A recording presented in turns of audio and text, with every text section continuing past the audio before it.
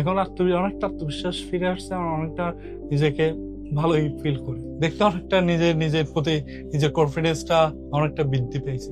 Air transplant করার আগে shirt কি অল টাইমটা আমি ক্যাপ পরেই চলাফেরা করতাম, কারণ নিজের প্রতি তো কনফিডেন্স থাকতো না, যে ধরেন কেউ ছবি তুললো, নিজেই কখন আমি সামনে যেতাম না। আমি অনেকটা দূর থাকতাম। এমনকি এখনটা নর্মালি আমার সবগুলো মানে চুল ট্রান্সপ্ল্যান্ট করার পর অনেকটা ভালোই ফিল করি। আমার নাম নাবেদ, চিটং বাড়ি।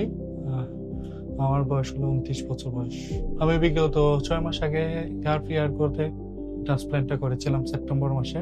আমার টোটাল গাব সংখ্যা ছিল 4000 এবং আমার ম্যাটারটা ছিল বিগ এফই। আমি বিগত 6 মাস আগে আমি যখন হেয়ার নামটা শুনলাম, তখন তাদের সাথে আমি ফার্স্ট টাইম যোগাযোগ করলাম। যোগাযোগ করার পর আমি অনেকের সাথে ক্লিনিকের সাথে আমি যোগাযোগ করার পর আমার থেকে মনে হলো যে হেয়ার গ্রোথে ট্রান্সপ্ল্যান্ট করাটা আমার বেস্ট মনে হয়েছে। তাই আমি ডিসিশন নিয়েছিলাম তখনকার, মানে আমি হেয়ার ট্রান্সপ্ল্যান্টটা তখন করব। এখন ট্রান্সপ্ল্যান্ট করার পর ভয়ে ছিলাম যে কেমন হতে পারে, এই ট্রান্সপ্ল্যান্টের আগে পরে কি হতে পারে, মানে কি হবে বা না হবে, এইসব চিন্তা ভাবনা করতেছিলাম।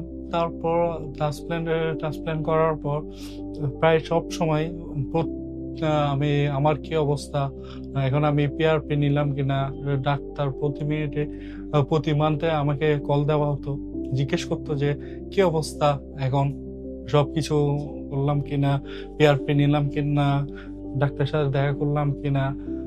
সবসময় আমার সাথে যোগাযোগ করতো, এমনকি কোনো সমস্যা হলে হেয়ার করতে মানে অল টাইম কেয়ার করতে, সেটা মানে যখন প্রয়োজন পড়তো, যখন কিছু হলে মানে ওনার বলতো যে এই জিনিসটা করতে হবে, পিআরপি নিতে হবে, পিআরপি নেওয়া সবগুলো মোটামুটি ওদের টেক কেয়ার অল টাইম সবসময় আমার 6 মাসে ওরা টেক কেয়ার করছে আমাকে। অফকোর্স অনেক ভালো একটা আন্তরিকতা ছিল, সবসময় জিজ্ঞেস করতো যে আমার অবস্থা কেমন, আমি এখন আগের থেকে বেটার ফিল করতেছি কিনা, এখন রেজাল্টটা কেমন হলো, এখন কি ভালোই আসলো কিনা, কি হলো না হলো, অ্যাটলিস্ট সবকিছু ওরাই টেক কেয়ার করছে সবসময় আমাকে।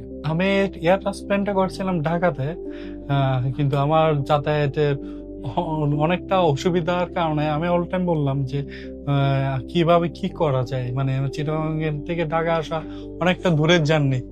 তাই ওনারা আমাকে সাজেস্ট করছিল যে আপনার চট্টগ্রামের ব্রাঞ্চ খুলছে সেপ্টেম্বরে। আমি যখন ট্রান্সপ্ল্যান্টটা করেছিলাম তখন চট্টগ্রামের ব্রাঞ্চটা খুলে না, এরপরে ব্রাঞ্চটা খুলছে, এরপরে বলা হলো যে আমাকে মানে কোনো সমস্যা, কোনো যাবতীয় কোনো প্রবলেম হলে সবগুলো মানে চট্টগ্রামে ব্রাঞ্চে সব সুবিধা মানে আমাকে দেওয়া হয়েছে ওইখান থেকে। ফলাফলে আলহামদুলিল্লাহ অনেকটা খুশি। আশা করি 6 মান্থ হলো তার বললো যে আরো রেজাল্ট আসবে, আশা করি আরো 30% থেকে 40% রেজাল্ট আসা বাকি। আমার টোটাল গাব দরকার ছিল 7000, এখান থেকে 4000 গাবটা আমি করছি, মানে 3000 গাব পড়েছে, এর জন্য ইনশাল্লাহ করবো। এয়ার ট্রান্সপ্ল্যান্টের আগে অনেকটা নিজেকে আত্মবিশ্বাসে ভুগতাম, তখন অনেকটা আত্মবিশ্বাসে ভুগতাম, নিজের প্রতি অনেকটা কনফিডেন্স থাকতো না, ওই কোথাও যাওয়া আসা ইচ্ছে নিয়ে ভালো লাগতো না। হেয়ার ট্রান্সপ্ল্যান্ট করার পর নিজের লুকটাই অনেকটা চেঞ্জ হয়ে যায়, অনেকটা প্রত্যেকটা মানুষের। আপনার এয়ার ট্রান্সপ্ল্যান্ট করার আগে যে রূপটা থাকে এবং এয়ার ট্রান্সপ্ল্যান্টের পর রূপটা মানুষের রূপটা অনেকটা চেঞ্জ হয়ে যায়, যা ট্রান্সপ্ল্যান্ট করার পর এটাই আমার অভিজ্ঞতা। হেয়ার ট্রান্সপ্ল্যান্টের পর আমি এর আগে 3টা পিআরপি নিয়েছি, আজকে 4টা পিআরপি নিতে আসলাম।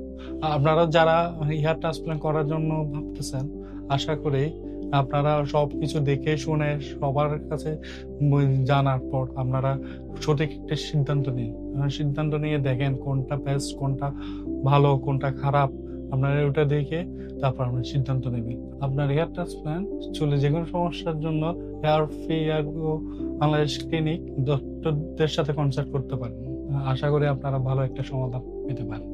ধন্যবাদ হেয়ার বাংলাদেশ।